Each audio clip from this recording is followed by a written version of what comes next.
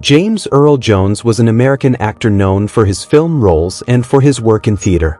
James Earl Jones has been described as one of America's most distinguished and versatile actors for his performance on stage and screen. He has also been called one of the greatest actors in American history. This video shares some memorable quotes from James Earl Jones that reflect his views on acting, life, and his personal experiences. Your own need to be shines out of any dream or creation you imagine. There is not enough magic in a bloodline to forge an instant, irrevocable bond. You weren't going to the theater to change the world, but you had a chance to affect the world, the thinking and the feelings of the world. You sang in church, you know, and you didn't act at all. You tried not to act, you tried to tell the truth. The idea of being a troubadour on the road singing for your supper was very disturbing to him. When I was in New York after I left the Army, I studied for 2 years at the American Theater Wing, studied acting, which involved dance and fencing and speech classes and history of theater, all that. We children learned responsibility automatically. The goal wasn't to be a millionaire or to be a Hollywood star. That was not the goal. The goal was something about, the goal was to find the goal, but I knew where it was.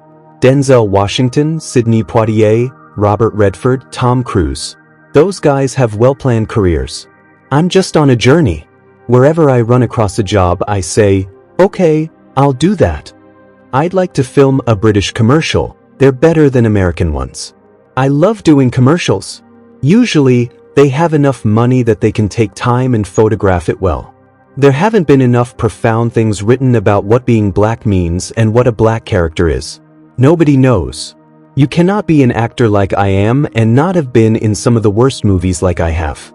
But I stand before you deeply honored, mighty grateful, and just plain gobsmacked. I love to see actors work. I love to surf channels late at night and accidentally run into movies I hadn't seen before. It makes me very proud of the profession. I think self-criticism is sort of a given when you're an actor. It's also about being curious and not being flippant. Anyone who accepts being in this noble profession is automatically self-critical. Writing can give full meaning to characters and avoid pure stereotype. Actors never discuss future plans. I consider myself a novice film actor. I don't ever want to be a sentimentalist. I prefer to be a realist. I'm not a romantic really. Before my grandpa built his own church, we went to the neighboring town, and it was a white community. You know, up north, mostly Middle European people and Indians, Chippewa Indians. We were welcome to that church, but once we got in, they didn't know what to do with us. And nothing embittered me, which is important, because I think ethnic people and women in this society can end up being embittered because of the lack of affirmative action, you know. And I think, on the other end, there were actors who were not as good as I was, perhaps who could have hung in too, but began to blame everything on race. Acting is not about anything romantic, not even fantasy, although you do create fantasy. Once you begin to explain or excuse all events on racial grounds, you begin to indulge in the perilous mythology of race.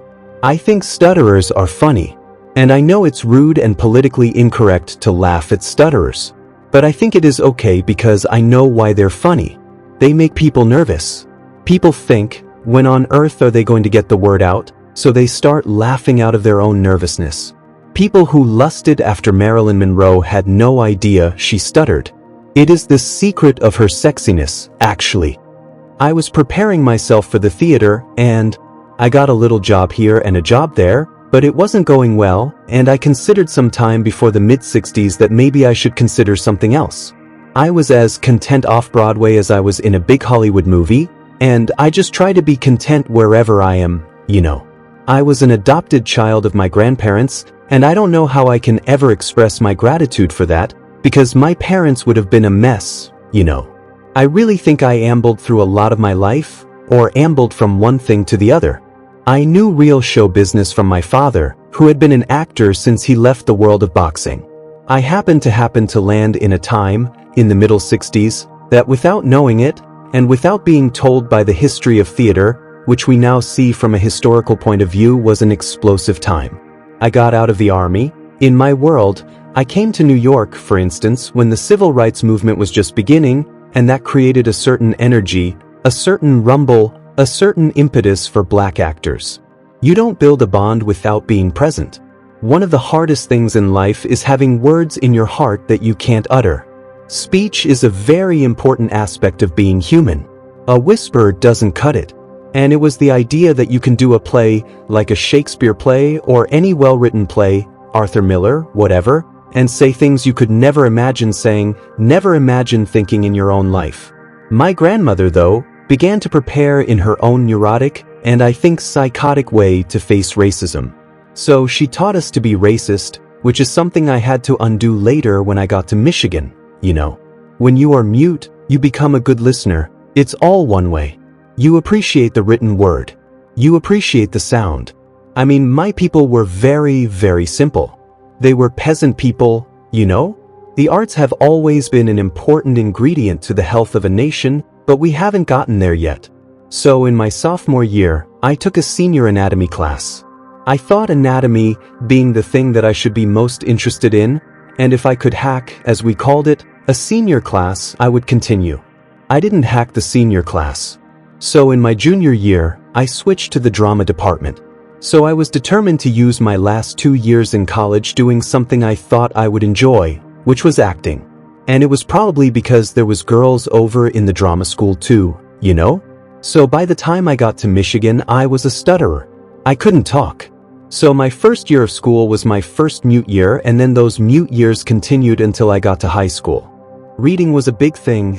Books were a big thing. But the things that stick out were the newspapers. One day, my youngest uncle, the other one who was first to go to college, Randy, and I were sitting out on the front porch. And he was brilliant. He just retired from Boeing Aircraft in Wichita, Kansas. No one asked me to be an actor, so no one owed me. There was no entitlement. It has to be real, and I think a lot of the problems we have as a society is because we don't acknowledge that family is important, and it has to be people who are present, you know, and mothers and fathers, both are not present enough with children. In the wintertime, in the snow country, citrus fruit was so rare, and if you got one, it was better than ambrosia. The world is filled with violence. Because criminals carry guns, we decent law-abiding citizens should also have guns. Otherwise they will win and the decent people will lose. My youngest uncle Randy and I were the first members of our entire family to ever go to college. I think the extent to which I have any balance at all, any mental balance, is because of being a farm kid and being raised in those isolated rural areas. My grandmother had the most dramatic effect on my life because she set me in one direction, and I had to go back the other direction for my sanity and for my ability to be a social human being. When I read great literature, great drama, speeches, or sermons, I feel that the human mind has not achieved anything greater than the ability to share feelings and thoughts through language. Stuttering is painful. In Sunday school, I tried to read my lessons, and the children behind me were falling on the floor with laughter. Even during the rationing period during World War II, we didn't have the anxiety that we'd starve, because we grew our own potatoes, you know? And our own hogs and our own cows and stuff, you know. There's nothing I would retire for, so I won't retire. More and more, when I single out the person out who inspired me most, I go back to my grandfather. James Earl Jones' humility, intelligence, and depth as an actor and person are evident in these thoughts. His impact on acting and storytelling through voice and stage work remains legendary. So friends, if these words of James Earl Jones have impressed you too, then definitely like and share the video and write your favorite quote in the comment box.